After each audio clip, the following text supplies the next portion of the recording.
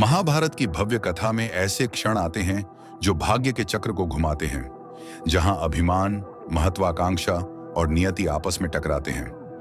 आज हम ऐसे ही एक क्षण का पता लगाएंगे, शक्ति, धन और नियति की अडिग शक्ति की कहानी। द्वैतवन का जंगल, एक ऐसा स्थान जहां पांडवों ने अपने वनवास के दौरान शाही जीवन की विलासिता से दूर एकांत पाया था। लेकिन दुर्योधन और उसके साथियों के लिए यह साधारण जगह अहंकार के प्रदर्शन के लिए एकदम सही मंच बन गई। दुर्योधन अभिमान से प्रेरित होकर पांडवों को उनकी असली औकात दिखाना चाहता था। उनके पतन का मजाक उड़ाना, अपनी संपत्ति और शक्ति का प्रदर्शन करना और भाइयों को उनकी गरीबी की याद दिलाना। कर्ण, शकुनी और अन्य सहयोगी उसके साथ खड़े थे। सभी पांडवों को अपमानित होते देखना चाहते थे, लेकिन दुर्योधन को यह नहीं पता था कि नियति की तो कुछ और ही योजना थी। जंगल के बीचों बीच उसे जल्द ही यह पता चल जाएगा कि धन, दौलत या घमंड की कोई भी मात्रा भाग्य की शक्ति के आगे नहीं टिक सकती।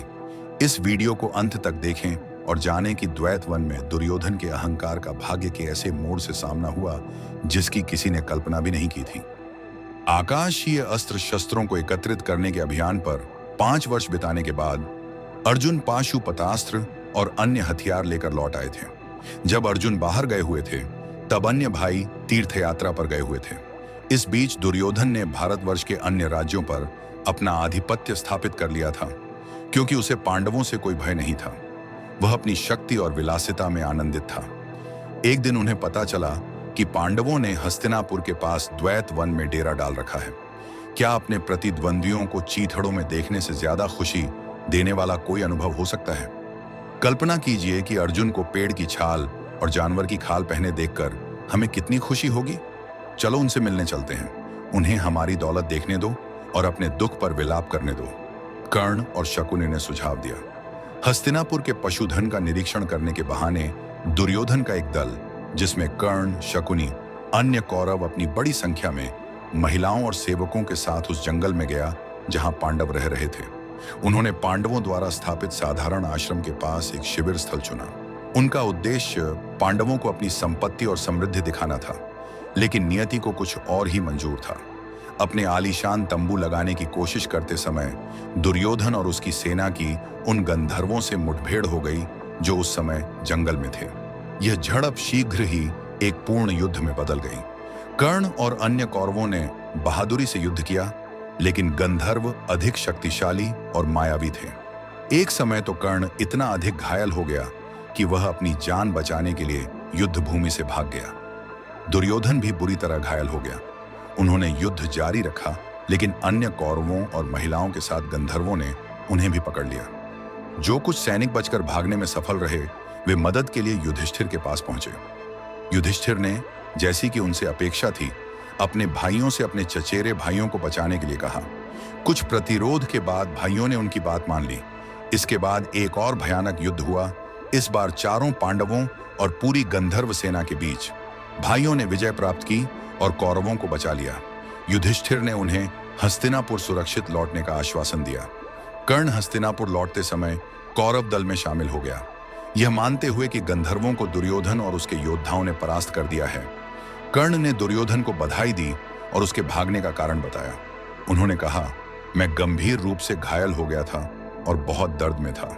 दुर्योधन इतना परेशान था कि कर्ण का भागना उसके लिए कोई मायने नहीं रखता था।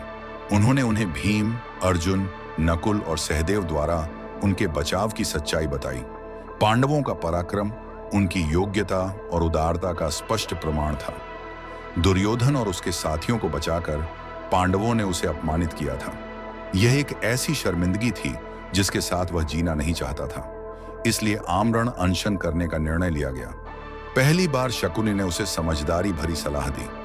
पांडवों ने तुम्हारे साथ अच्छा व्यवहार किया है, तुम्हें इस पर शोक नहीं करना चाहिए, बल्कि तुम्हें भी उनके काम का बदला उसी तरह देना चाहिए। उन्हें उनका राज्य लौटा देना चाहिए। शकुनी ने कहा, अपनी उदारता दिखाओ और खुश रहो। उसके शब्दों से दुर्योधन का दुख और बढ़ गया। कर्ण ने उसे सांत्वना देते हुए कहा, पांडवों ने तुम्हारा कोई उपकार नहीं किया है। आखिरकार आप उनके राजा हैं। नागरिकों का यह कर्तव्य है कि वे वही करें जो उनके राजा के लिए सही हो। उन्होंने केवल वही किया है जो आपकी प्रजा से अपेक्षित है।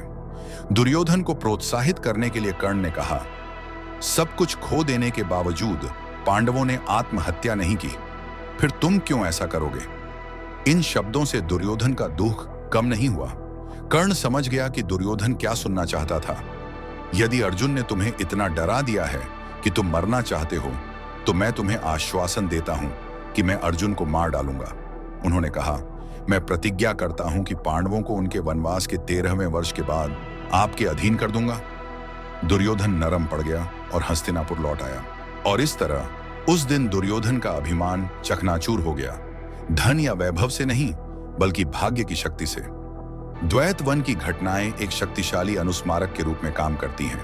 चाहे हम कितने भी ऊंचे क्यों ना हो जाएं, ब्रह्मांड में तराजू को संतुलित करने के तरीके मौजूद हैं। जो कुछ पांडवों को अपमानित करने के प्रयास के रूप में शुरू हुआ, वह अंततः उनकी विजय का कारण बना।